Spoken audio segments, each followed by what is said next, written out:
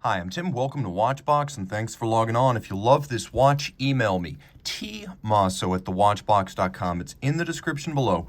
Your purchase and pricing email question line for buying this or any watch you see on any Watchbox platform. Please reach out to me directly. Email tmosso@thewatchbox.com for sales.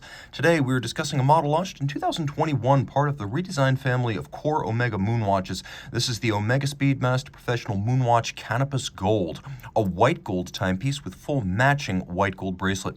So it is a sapphire sandwich, and it's only available this way. Sapphire on the front, sapphire on the back. 42 millimeters in diameter. It measures 13.6 millimeters thick, 47.2 millimeters from lug to lug, and then the spacing between the lugs is still 20 millimeters. So we throw this watch on my wrist, which is 16 centimeters in circumference, and you can see it's designed loosely as a tribute to the 145-012, and some elements of that are visible in the design of the bracelet, the design of the bezel. We'll get into that in a moment, but on a 16 centimeter circumference wrist, what you really need to note is that with pivoted end links on this bracelet, I have no trouble wearing this watch.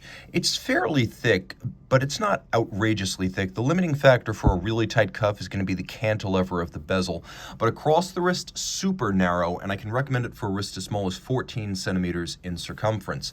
Now, taking a quick look at the bracelet, as you can see, 3-link, short link profiles, a little bit like a Rolex Jubilee, or more to the point, a late 1960s Omega factory bracelets. We'll get a little bit closer here. Take a look. As you can see, the outer faces of the links are polished. Top side, it's all satin finished. There is some taper to the bracelet, and then there's a conforming end piece. And we have a set of removable links fixed by screws. There are many of them, so you are going to find the correct fit.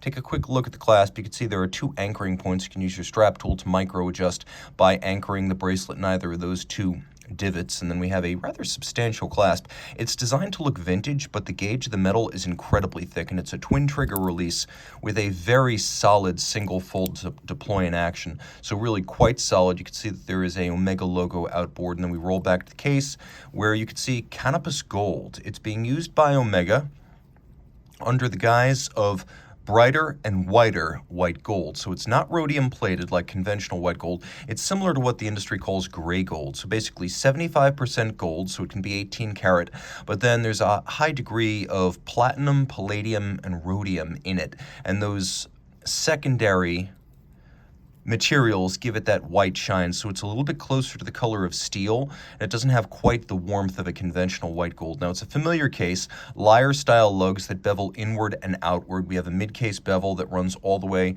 across, splays at the lugs, polished there, satinated on the case flanks. We have the so-called professional case profile that was introduced in 1964, giving a little bit of a shear guard protection to the pump-style pushers and the push-down crown. We have an aluminum tachymeter here. That's a nod to history.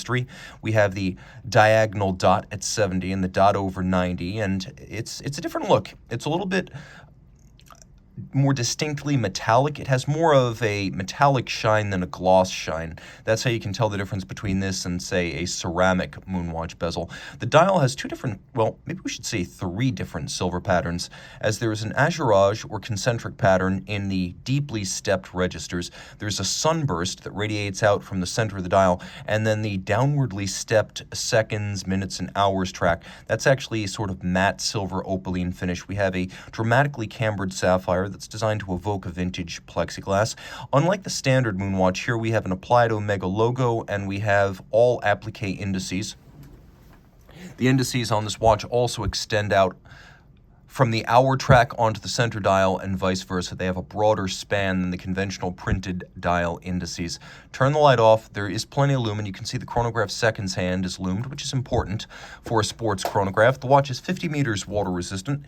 It features a remarkably crisp cam and lateral clutch chronograph movement. Now, what's inside debuted back in 2019 on the 50th anniversary Speedmaster, the Apollo 11 50th anniversary watch. This is the caliber 3861. It's the first master chronometer Moonwatch caliber. It is the first coaxial Moonwatch caliber.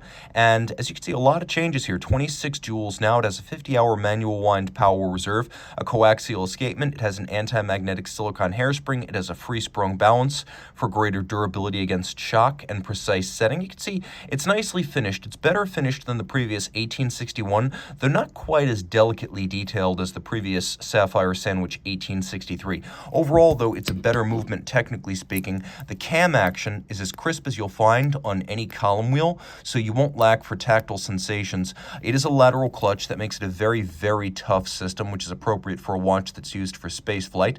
Important to note, the Master Chronometer certification entails fully cased-up testing of the watch, so it's tested in 6 positions to the COSC standard, which is the ISO 3159. So they have the same timing standard, but this is as a cased-up watch in 6 positions rather than the COSC's 5. It's also tested for water resistance, power reserve. It is tested for anti-magnetism and overall durability, so it's a chronometric test, but the Master Chronometer test is also a overall test of the durability and value of the watch as a fully assembled product ready for delivery.